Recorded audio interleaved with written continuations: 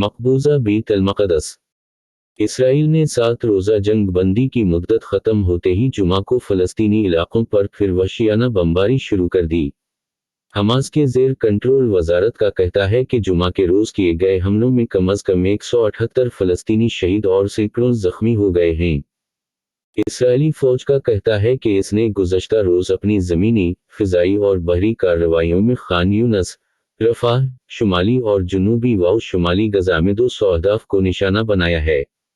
Israeli फ़ौज ने अब तक की जंग में अपने 5 परगमालियों की हलाकत की भी तस्दीक की है।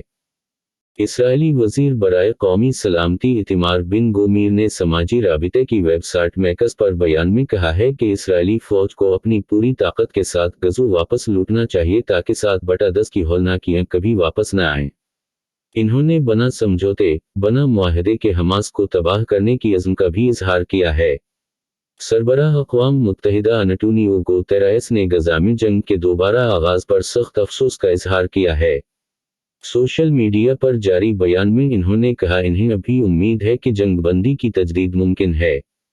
अक़वाम मुत्तहिदा के इंसानी हुकूक़ के सरबराह विल्कर टर्क ने कहा है कि गज़ा में जंग का दोबारा आगाज़ तबाहकुन है और अब बहरान बदतर सतह पर है। इन्होंने तमाम फ़रीक़ैन और उन पर असर व रसूख़ रखने वाली रियासतों से अपील की है कि वो फ़ौरी तौर पर इंसानी हुकूक़ की बुनियाद पर जंग बंदी को यकीनी बनाने के लिए कोशिशों को दोगुना करें। अमेरिका का कहना है कि वो जंग बंदी में तोसी पर जोर दे रहा है और व्हाइट हाउस में कौमी सलामती कौंसिल के तर्जुमान का कहना है कि उनका मुल्क जंग बंदी के लिए कोशिशें जारी रखेगा। हम इस सिलसिले में इसराइल, मिस्र और कतर के साथ मिलकर काम कर रहे हैं। जुमा को एक अमरीकी वज़ीर ख़ारिजा टोनी ब्लिंकन ने कहा है कि उनका मुल्क ऐसे इसराइली जो फ़लस्तीनियों के ख़िलाफ़ तशद्दुद में मुलव्वस हैं के ख़िलाफ़ वीज़ा पाबंदियां लगाने के लिए तैयार है और इन्होंने इस ज़मीन में पाबंदियों से इसराइली वज़ीर आज़म बेंजामिन नेतन्याहू को आगाह कर दिया है। उनका कहना था कि ये पाबंदियां अगले हफ्ते ही लग सकती हैं, ताहम इन्होंने पाबंदियों की ज़द में आने वाले इसराइलियों की तादाद के बारे में कुछ नहीं बताया।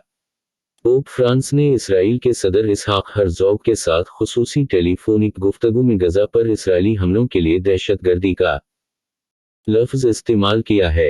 अमरीकी अखबार वाशिंगटन पोस्ट ने नाम को पोशीदा रखते हुए एक बाइख्तियार इसराइली शख्सियत के हवाले से शाये करदा खबर में कहा है कि पोप फ्रांस ने कहा कि दहशतगर्दी का जवाब दहशतगर्दी से देना ममनू है। सदर हर्ज़ोग ने कहा कि हमने अपने दिफा के लिए ज़रूरी कार्रवाई की है। तुर्किया के सदर तैयब एर्दोगन ने कहा है कि इसराइल की गज़ा पर बमबारी इंसानियत के खिलाफ जंगी जुराइम हैं। तुर्क सदर रजब तैयब एर्दोगन ने जंग बंदी के फौरी बाद इसराइल की दोबारा से वहशियाना बमबारी की शदीद अल्फाज में मज़म्मत करते हुए कहा है कि गज़ा पर जो जुल्म ढाया जा रहा है वो जंगी जुराइम में शुमार होता है। गुज़श्ता हफ्ते की जंग बंदी के दौरान हमास ने उसी इसराइली यरगमालियों जबकि इसराइल ने 240 फ़लस्तीनी कैदियों को रहा किया था। हमास का कहना है कि अपने इलाके पर इसराइली बमबारी के दौरान मारी गई यरगमाली खातून शरी बेबास और इसके 2 बच्चों 10 साला केफिर और 4 साला अरमेल की नशी इसराइल के हवाले करने को तैयार है। फ़लस्तीनी सहाफ़ी यारा ईद ने कहा है कि गज़ा के रहायशियों को उस वक्त जिस नुकसान का सामना है उसको बयान करने के लिए उनके पास अल्फाज नहीं हैं। क्या आप तसव्वुर कर सकते हैं कि आपकी पूरी दुनिया ख़त्म की जा रही है? हमारे घर, अहम मकामात, स्कूल, यूनिवर्सिटियां, हमारे रेस्टोरेंट सफ़ा हस्ती से मिटा दिए गए हैं। इसराइल का मकसद हमेशा से गज़ा को नक्शे से ख़त्म करना था। इन्होंने जानबूझकर हमारे शहर को तबाह किया। इन्होंने फ़लस्तीनी तारीख़ के किसी भी सबूत को मिटाने के लिए हमारे क़दीम तारीख़ी मकामात पर बमबारी की। वो अपने तमाम पसंदीदा मकामात को तबाह होते देखकर अपने जज्बात को बयान नहीं कर सकतीं। उनका पूरा शहर, हर वो चीज़ जिसके साथ वो पली बढ़ी है, मैदान बन गया है। ईरान ने इसराइल की तरफ से फ़लस्तीनी इलाक़ों पर दोबारा जारहीत शुरू होने के बाद इसके नताइज से खबरदार किया है। ईरानी वज़ारत ख़ारिजा के तर्जुमान नासिर कनानी ने इसराइल और अमेरिका को ताज़ा हमलों का ज़िम्मेदार करार दिया है।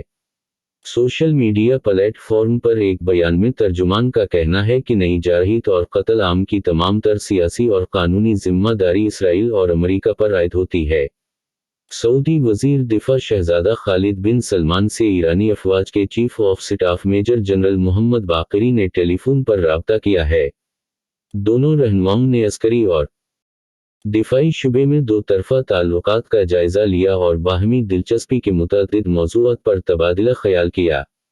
यमन की तहरीक अंसार अल्लाह ने भी सहूनी अहदाफ पर दोबारा हमले शुरू करने का ऐलान कर दिया है।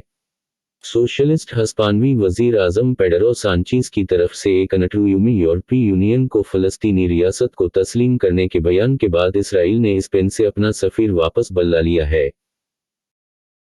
इसराइली वजीर आज़म नेतन्याहू ने हस्पानवी वजीर आज़म के इस बयान को शर्मनाक करार देते हुए तल अवीव में मौजूद हस्पानवी सफ़ीर को भी इम्तिहान के लिए तलब किया। हस्पानवी वजीर आज़म का अपने इंटरव्यू में कहना था कि गज़ा की जो वीडियोस और तस्वीर सामने आ रही हैं उनमें देखा जा सकता है कि बड़ी तादाद में बच्चे मर रहे हैं।